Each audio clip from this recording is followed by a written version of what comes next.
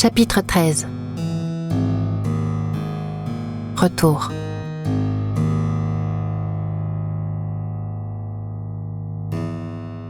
Un murmure ébahi retentit au moment où je pousse la porte de la salle de classe, ponctuée d'exclamations étouffées. « Elle est de retour. Il paraît qu'elle a vécu une aventure avec un seigneur de la nuit. Son amant lui aurait promis de la transmuter en dépit du numerus clausus. On dit que c'est le roi en personne qui lui a donné une deuxième chance. » J'ai passé la journée d'hier à dormir dans la chambre mansardée pour récupérer des épreuves de ma nuit sauvage. J'ai eu droit à tous les égards, moi convouée au couvent. Après tout, c'est sur ordre royal que j'ai réintégré l'école dont on m'avait chassée. Madame Thérèse elle-même a pansé mes plaies, sans oser me faire la moindre remontrance pour ma fuite. Et moi je n'ai pas osé la regarder dans les yeux, de peur qu'elle ne devine la véritable raison pour laquelle je m'étais introduite au palais. Adieu la toile grossière de Couventine. On m'a donné une robe de brocart toute neuve. Et me voici de retour après 48 heures d'absence pour le cours d'art courtois. « Dépêchez-vous, mademoiselle de Gastefrisch », me lance le général Barvock depuis l'estrade. « Vous arrivez juste à temps pour la pratique des jeux de société. » Sa minerve métallique l'empêchant de tourner la tête vers moi, ses gros yeux roulent dans ses orbites pour m'inviter à entrer. « J'espère que vous saurez mieux vous tenir qu'au souper d'avant-hier. Car il n'y a rien de plus discourtois que de perdre son sang-froid quand on joue aux cartes. » Aujourd'hui, les demoiselles ne sont pas assises chacune à un pupitre, mais 4 par 4 à des guéridons. Chaque table ronde est couverte d'un tapis de jeu vert où sont disposés des paquets de cartes et des tas de jetons. « Asseyez-vous là !» m'enjoint le professeur en désignant un guéridon, du bout de la pince en fer acéré qui lui sert de main droite. La table accueille Proserpina Castlecliff, Hélénaïs de Plumini et une 3e fille avec qui j'ai soupé le premier soir, Marie-Ornella De Lorenzi, l'une des meilleures amies d'Hélé. Je prends place, tâchant d'ignorer les regards curieux des demoiselles à travers la salle, et ceux fielleux d'Hélénaïs et Marie-Ornella tout près de moi. Je préfère fixer mon attention sur Proserpina, qui me sourit d'un air complice. Aujourd'hui encore, elle est vêtue d'une robe de denim, non pas bleue mais gris délavé, dont les effilochures font office d'ornement. « Welcome back », me lance-t-elle de sa voix rocailleuse, en me décochant un clin d'œil de sa paupière noircie de fard. « Thank you, Poppy », je lui réponds avec mon accent franchouillard. Le général nous reprend aussitôt. « Pas de langue étrangère dans mon cours. » La matinée se passe à explorer les règles du brelan, jeu de hasard et de bluff qui fait, semble-t-il, la joie des courtisans désœuvrés. Quand un joueur a dans son jeu 3 cartes identiques, il y a brelan, explique le professeur, son accent d'Europe centrale faisant rouler le R de brelan. Il s'agit de mener bataille en gardant le sourire. Mais ne vous y trompez pas, mademoiselle. Des fortunes ont été conquises et d'autres ont été perdues sur le tapis vert. Tandis que le réformé du front de l'Est explique la manière de miser et d'enchérir avec des sommes toujours plus importantes, je songe amèrement aux tombereaux d'argent que doivent brasser la plupart de mes camarades. Des fortunes conquises non pas à la table de jeu, mais arrachées aux paysans du Caréta.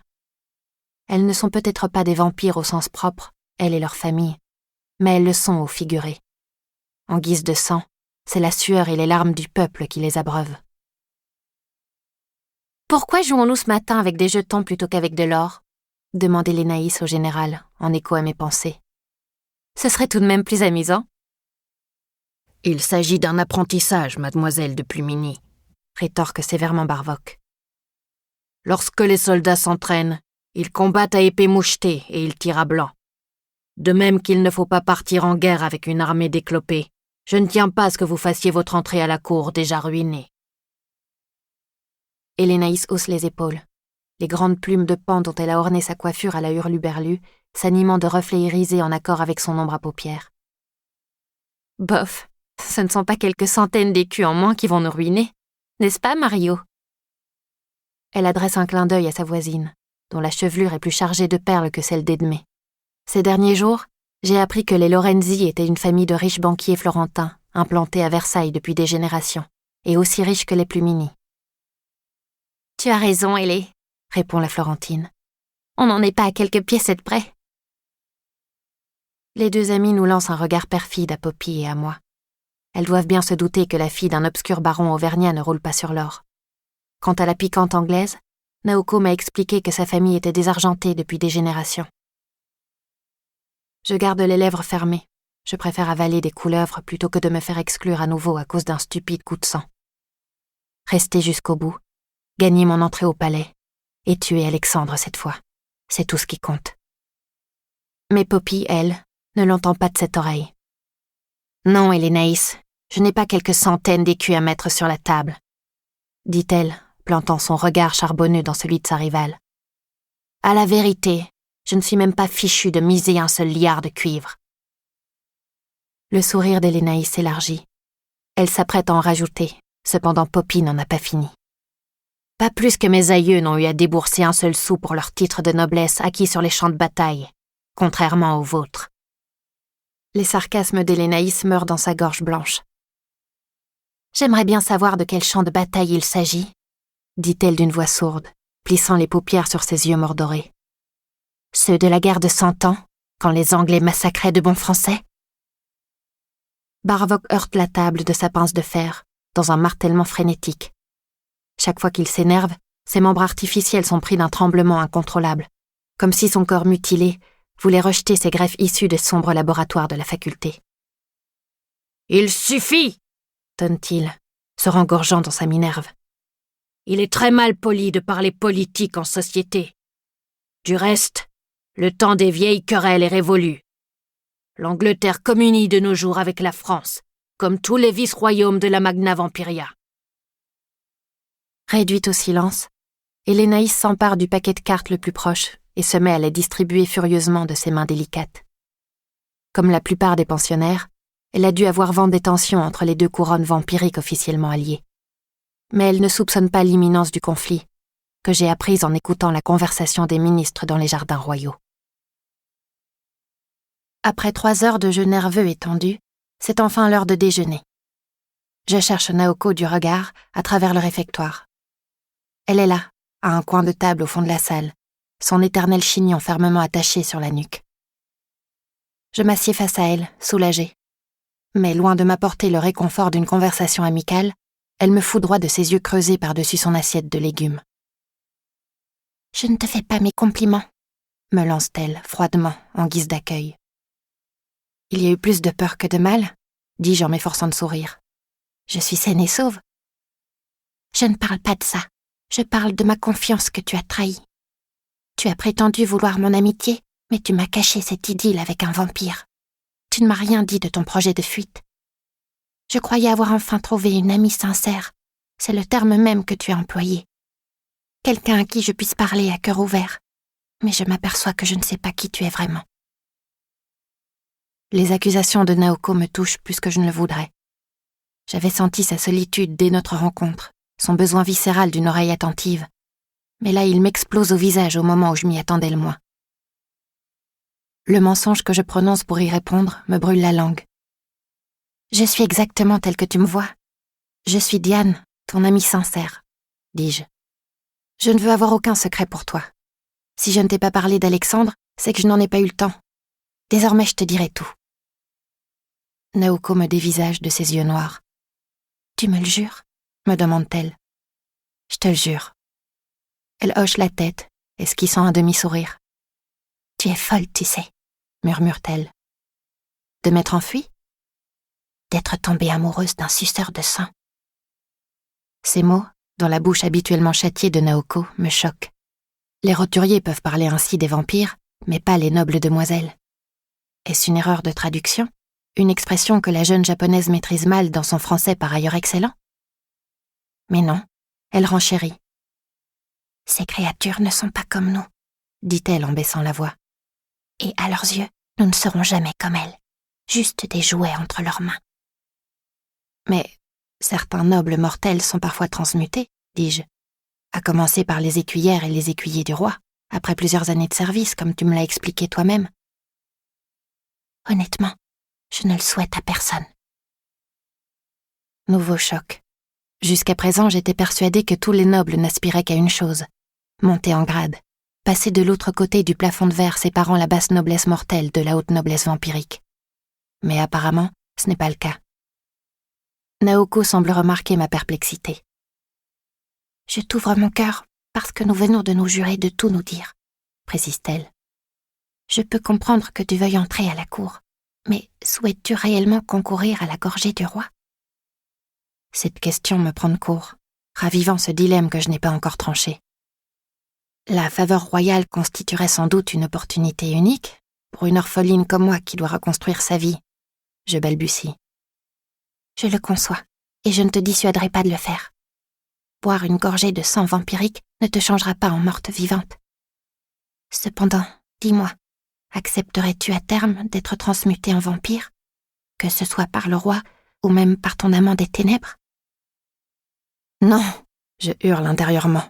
Plutôt mourir 1000 morts. Je ne me suis jamais posé la question, je prétends, ne sachant quelle réponse fournirait la véritable Diane de Gastefrisch. Eh bien maintenant il est temps de te la poser, car tu es au cœur de la vampiria, me dit gravement Naoko.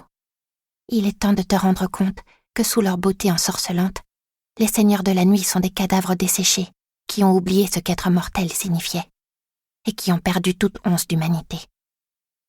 C'est peut-être difficile à imaginer en regardant ton bel Alexandre, mais ces têtes, là, dehors, te montreront le vrai visage de leur cruauté. Pour la première fois depuis que je suis entrée au réfectoire, je regarde par la fenêtre située droit dans l'angle de la cour. Tout au bout des pavés s'élèvent les piques menaçantes de la grande grille. Des formes sphériques sont plantées sur les 5 pointes centrales. Malgré la distance, je distingue des traits humains, gonflés par des gaz de putréfaction. Ce sont 5 têtes empalées, celles qu'Alexandre a rapportées d'Auvergne. Ma vision se trouble, ma respiration se coupe. Je lutte de toutes mes forces pour ne pas régurgiter mon lapin, tandis qu'une terrible migraine se met à cogner derrière mon front. Garder le contrôle de mon corps, sauver les apparences, rester à la grande écurie. Tuer Alexandre. Car ce ne peut être que lui, à l'origine de cette macabre mise en scène, n'est-ce pas? Le roi a demandé à ses gens d'installer ses trophées sur la grille, en ton honneur, murmure Naoko. Le roi? Je parviens à octer. Ces têtes appartiennent aux assassins de ton père. L'immuable se plaît à humilier ainsi ceux qui osent se rebeller contre lui. Il t'offre ce spectacle pour ta jubilation. Il a dû se dire que cela te réjouirait de voir ses dépouilles se décomposer et se faire becqueter par les oiseaux. Horrible écho aux paroles de Naoko. Un corbeau descend du ciel et se pose sur l'une des têtes, dont les longs cheveux bruns pendent dans le vide. Ces cheveux dont ma mère était si fière, car c'est bien d'elle qu'il s'agit. Je réprime un gémissement au fond de ma gorge. Oh, maman, ma chère maman. Le volatile se met à fourrager la chevelure, en quête de lambeaux de chair à arracher. Son bec aiguisé finit par plonger dans l'orbite du crâne, pour y prélever le mets le plus tendre, le globe oculaire. Incapable de détacher le regard de cette scène d'épouvante, j'ai l'impression que le bec picore mes méninges pulsant de douleur. Ma fourchette d'étain s'entrechoque de manière incontrôlable contre la porcelaine de mon assiette, jusqu'à ce que Naoko pose sa main sur mon poignet pour l'empêcher de trembler. Je trouve enfin la force de m'arracher à l'atrocité. À voir comme tu es blême, je devine que ce spectacle te dégoûte autant que moi, me dit-elle. Même si ces gens-là ont tué ton père, ils demeurent des êtres humains dont la dépouille ne mérite pas d'être soumise à une telle profanation. J'acquiesce, la gorge trop serrée pour prononcer la moindre parole, ou pour avaler la plus petite bouchée. C'est le ventre vide, encore transi d'horreur, que j'entre dans le vaste manège couvert où se déroule le dernier cours auquel je n'ai pas encore assisté, le cours d'art équestre. Pour l'occasion, on nous a autorisés à ôter nos robes pour revêtir des culottes de cheval en toile épaisse. C'est qu'aujourd'hui nous montons à califourchon. Je préfère ça plutôt que de monter en Amazone, me glisse Naoko. Même si c'est moins élégant, c'est plus pratique. Et toi? Elle a piqué ses cheveux de broches supplémentaires afin de les maintenir en place pendant la reprise, son chignon ressemblant plus que jamais à un casque noir. Je ne me transmuterai jamais en vampire. Je murmure, la gorge serrée, retenant mes larmes. Si une décoction de cyclamène a pu calmer mon mal de tête, rien ne peut effacer de mon cerveau l'image des têtes empalées sur la grille. La jeune japonaise me dévisage par-dessous sa frange. Voilà ma réponse à la question que tu m'as posée tout à l'heure, je précise dans un souffle. Quoi qu'il advienne, je ne me transmuterai pas, je te le jure. Avant que je puisse ajouter quoi que ce soit, une grosse voix tonne depuis le milieu du manège. Mademoiselle, à vos montures. Là, au centre de la pièce rectangulaire, se dresse Monsieur de Montfaucon dans sa veste de cuir noir. Les bras croisés sur sa large poitrine, ses lourdes bottes enfoncées dans la sciure de bois et pendues au sol, le grand écuyer nous toise de toute sa hauteur. À la lueur des lustres, son teint cireux paraît encore plus maladif, comme saturé d'un excès de bile jaune. L'humeur de l'amertume et de la colère. Derrière lui se tiennent 5 palefreniers, chacun menant 3 chevaux entièrement harnachés. Les demoiselles se dirigent vers leur monture. Manifestement, les chevaux ont été attribués au début de l'année, avant mon arrivée à la grande écurie. Il me reste le 15e, un étalon bai brun foncé, aux naseaux frémissants, le plus haut au garrot. D'une main encore tremblante d'avoir aperçu les têtes tranchées des miens, je saisis les rênes que me tend le palefrenier. « Il s'appelle Typhon, mademoiselle », me glisse-t-il. « Les gens disent qu'il est difficile, mais il est juste à fleur de peau. Soyez douce avec lui. » « En selle !» gronde le grand écuyer. Le palefrenier lâche les rênes. Lui et ses semblables reculent derrière les pare-bottes du manège. Je ne suis jamais montée sur un cheval de ma vie. À la Butora, il n'y avait que des ânes servant au labour. Je jette un regard fiévreux à mes camarades. Elles savent toutes exactement ce qu'il faut faire, levant la jambe sur l'étrier gauche pour y prendre appui et monter jusqu'à la selle. J'essaye de les imiter tant bien que mal. Mais au moment où mon pied droit quitte le sol, le cheval piaffe nerveusement. Déséquilibré, je tombe à la renverse dans la sciure de bois. « Gastefriche, qui vous a autorisé à mettre pied à terre ?» me lance Montfaucon, pointant brutalement sa longue cravache dans ma direction. Je me relève péniblement, au milieu des moqueries étouffées de quelques cavalières. J'empoigne à nouveau le pommeau de la selle et tente de me soulever. Mais au moment où je vais m'asseoir, Typhon se cabre, m'envoyant rouler au sol. L'épaule endolorie, la bouche pleine de sciure, je me remets d'aplomb tandis que le grand écuyer m'accable. « Eh bien, nous n'allons pas y passer la journée. Je savais bien que votre place était au couvent. S'il ne tenait qu'à moi, vous y seriez déjà, ne serait-ce que pour vous protéger de vous-même et de votre cœur de midinette. » Au mépris qui perce dans les paroles de Montfaucon, je devine qu'il est au courant de mon excuse pour m'être introduite au palais. Cet amour inventé pour un vampire et tout ce qu'il dénote de faiblesse d'âme.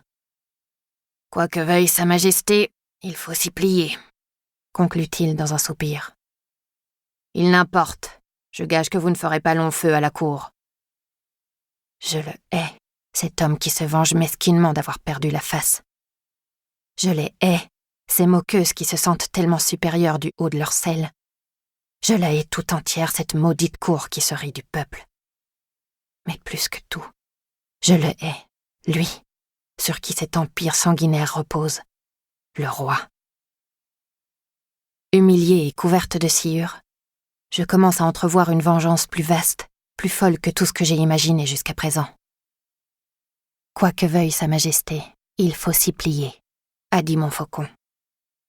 Et si je le faisais plier, lui, Louis l'immuable, le maître de la Magna Vampiria?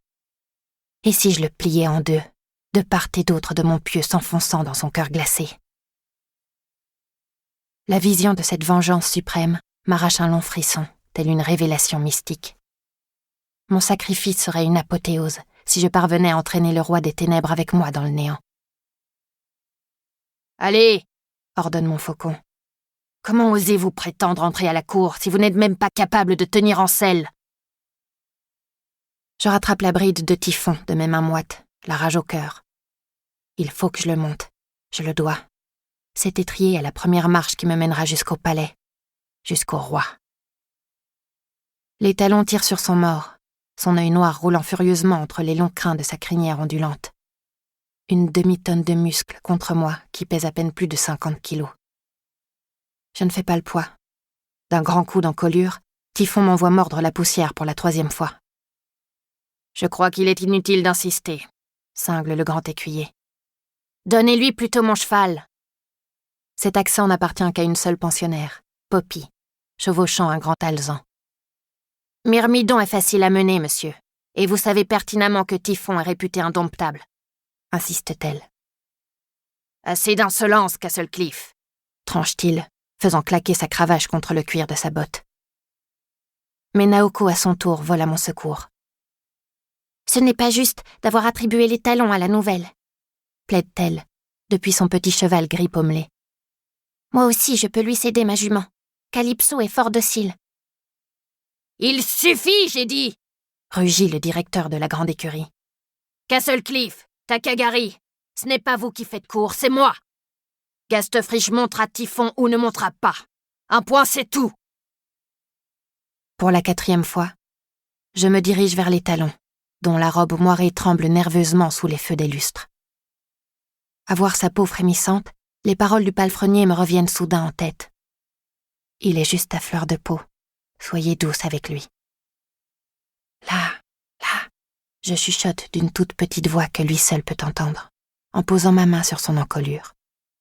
Je suis aussi terrifiée que toi. Le fait de palper sa force brute sous mes doigts m'apaise étrangement.